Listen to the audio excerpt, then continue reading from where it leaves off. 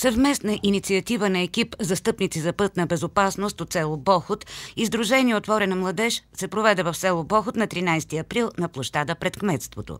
В нея се включиха както ученици от основно училище Антон Страшимиров в Бохот, така и възпитаници на училищата в селата Мечка, Буковлък и Пелишат. Екипът на инициативата Застъпници за пътна безопасност от основно училище Антон Страшимиров в село Бохот се състои от 3 ученика – Глория Михайлова, Кристиян Данаилов и Антим Борисов, а ръководител е Гергана Влахова. Ние всички мечтаем да живеем там, където няма опасност за живота ни, излизайки на пътя като пешеходци или шофьори. Мечтаем, отивайки до училище, до работа или просто на разходка, ние да се придвижваме безопасно по българските пътища. Ще се стремим да покажем нашите знания на по-малките ученици, да подобрим знанията на нашите връчници и да усъвършенстваме нашите. Изпращаме послание към всички хора. Бъди внимателен, запази живот. Това е нашето мото. Това, което ни подтикна да работим по този проект, е желанието ни да покажем и променим поведението на пътя като шофьори, пешеходци или пасажери. Това, което не ни харесва, е пренебрегването на пътни знаци, несъобразяването на скоростта и други нарушения, които се забелязват по българските пътища.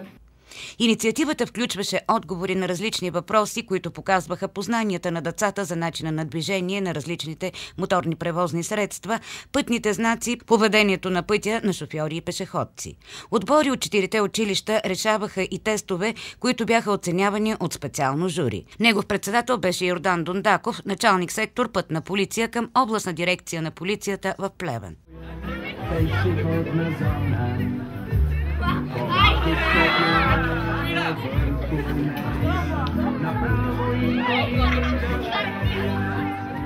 Ще ми се свят. Вие ще ти се свят и не е добре, нали? Не. Имаме ПТП. Участниците в инициативата Застъпници за пътна безопасност се включиха в демонстрация с алкоочила, симулиращи различен промил алкохол в кръвта, без да сте употребили такъв. След това имаха възможност да седнат на симулатор за шофиране в рискови ситуации. Високотехнологична машина, създаваща чрез 3D платформа усещане за шофиране максимално близо до реалното.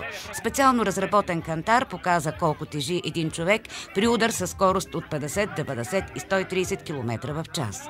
Беше показан и пъзъл, който демонстрира невъзможността човек да върши 2 различни дейности с еднаква концентрация.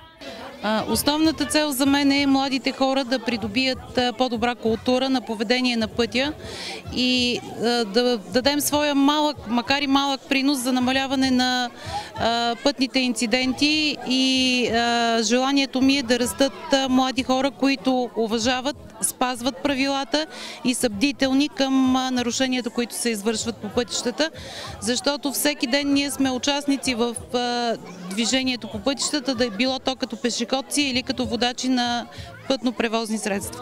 В проекта се включихме през есента на 2013 година. Аз съм изключително доволна от това, че идеята, която Сдружение Отворена младеж имат и проекта, по който работят, дава възможност и на училища, които са в малки населени места, както сме ние, да се включим в тази инициатива. И според мен се получи една прекрасна акция. Проект Застъпници за пътна безопасност е съфинансиран по програма Младежта в действие на Европейския съюз чрез Национален център МП. Той има за цел да възпитава в младежите умения не само да откриват проблемите, а и да търсят начини за отстраняването им.